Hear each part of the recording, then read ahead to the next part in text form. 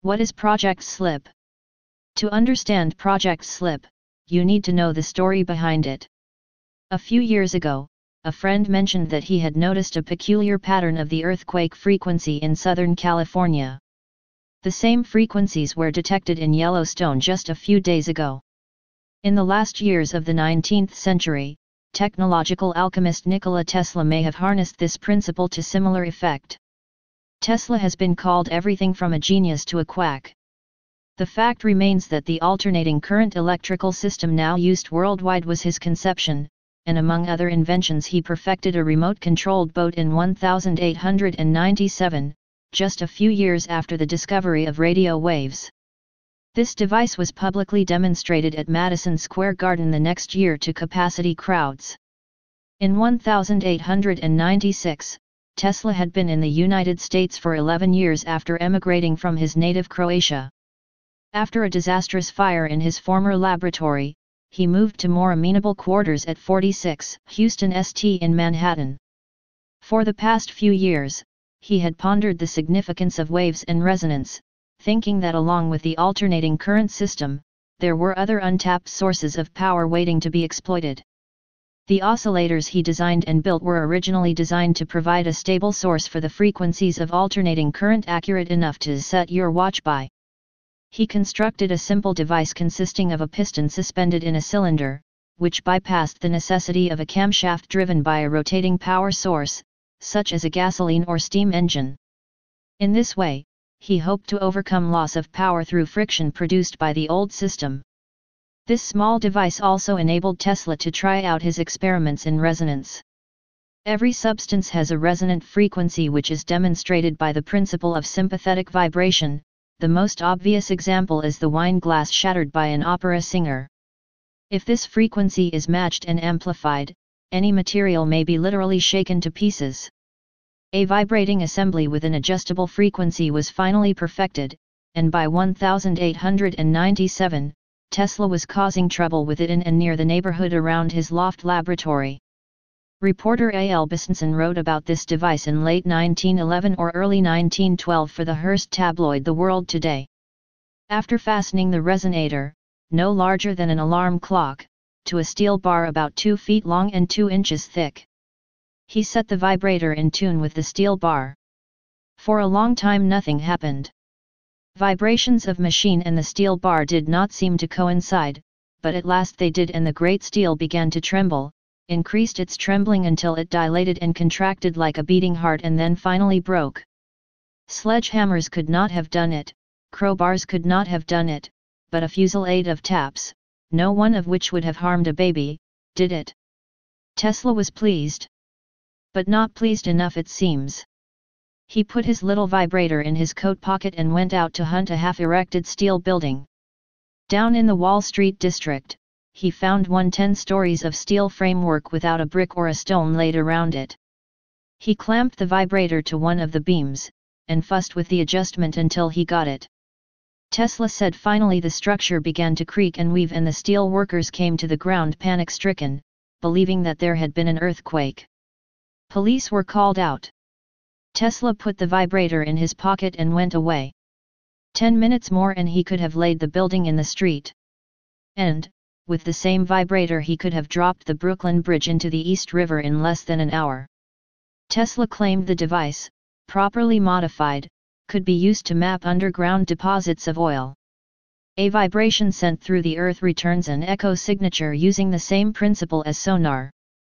This idea was actually adapted for use by the petroleum industry, and is used today in a modified form with devices used to locate objects at archaeological digs. Even before he had mentioned the invention to anyone, he was already scaring the local populace around his loft laboratory.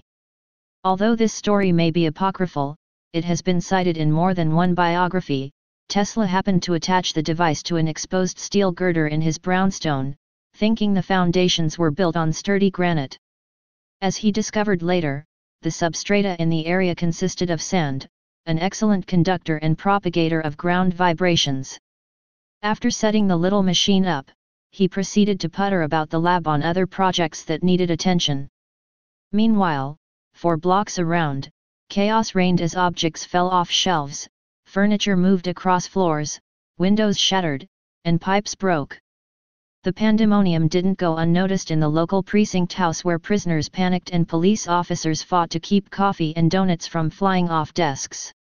Used as they were to the frequent calls about diabolical noises and flashes from Mr. Tesla's block, they hightailed it over. Racing up the stairs and into the lab, they found the inventor smashing the vibrator to bits with a sledgehammer. Turning to them with accustomed old-world aplomb, he apologized calmly, "Gentlemen, I am sorry. You are just a trifle too late to witness my experiment. I found it necessary to stop it suddenly and unexpectedly in an unusual way. However, if you will come around this evening, I will have another oscillator attached to a platform and each of you can stand on it. You will, I am sure, find it a most interesting and pleasurable experience. Now, you must leave, for I have many things to do. Good day." Actually, another story is related of Tesla's good friend Mark Twain, a regular visitor to the laboratory, standing on the vibrating platform to his great surprise and pleasure, extolling its therapeutic effects while repeatedly ignoring the inventor's warnings to get down. Before long, he was made aware of its laxative effects and ran stiffly to the water closet. One source has it that the device bonded to the metal on an atomic level and Tesla was unable to get at the controls, but it seems more likely that the wild movements of the girder, combined with the panic that he might bring the neighborhood down, moved Tesla to this unsubtle action. He later mused to reporters that the very Earth could be split in two given the right conditions. The detonation of a ton of dynamite at intervals of 1 hour and 49 minutes would step up the natural standing wave that would be produced until the Earth's crust could no longer contain the interior. He called his new science telegeodynamics. Newspaper artists of the time went nuts with all manner of fanciful illustrations of this theory. Tesla's fertile imagination posited a series of oscillators attached to the Earth at strategic points that would be used to transmit vibrations to be picked up at any point on the globe and turned back into usable power.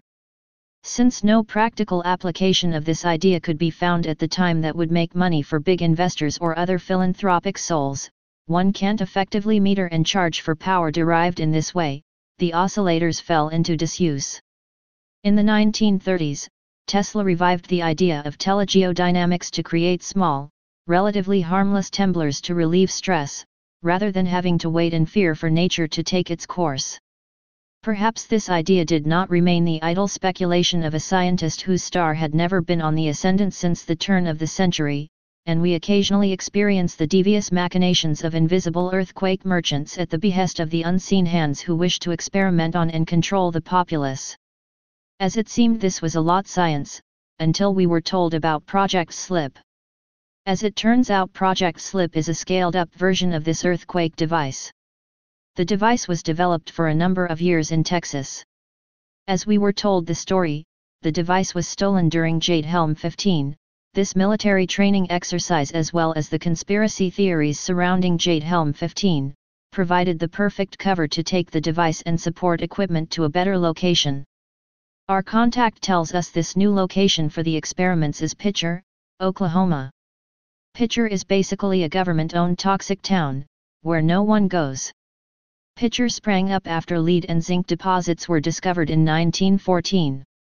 The population quickly grew as both metals were needed during World War I. Picher's miners helped fill the demand. More than half of the lead and zinc used during the war came from local mines. Eventually, the town became one of the largest exporters of lead and zinc in the world. Unfortunately, mining left behind a toxic byproduct called chatta poisonous, chalky, white grit. After the mining stopped in the 1970s, there was an estimated 178 million tons of chat, mill sand, and sludge piled around the town. The townspeople had no idea that chat was highly poisonous. They used it to fill their driveways and their children's sandboxes. Families picnicked on the chat mounds, children rode their bikes on them, and the high school track team trained on them. In the 1990s, a school counselor learned of a link between lead and learning disabilities. Children were tested, and 46% of the students had unsafe levels of lead in their blood. The government attempted to clean up the town, but they gave up when sinkholes started to appear. Most of the town's buildings were in danger of collapsing. The government knew that they needed to get people out of Picher, so they approved a buyout to relocate the town's residents. Nearly everyone left, although a few people chose to stay. The town is still toxic. While the air quality meets the government's minimum standards, windy days blow large amounts of lead throughout the city. Even wildlife is not safe from the area's toxins. In 2015, more than 1,000 migratory birds were found dead across Picher. It is believed that they died of zinc poisoning. We don't know why, someone or some group would want to trigger earthquakes at Yellowstone. However, we do think something larger is at hand. We provided this information in hopes to expose the puppet masters. Stay paranoid, my friends.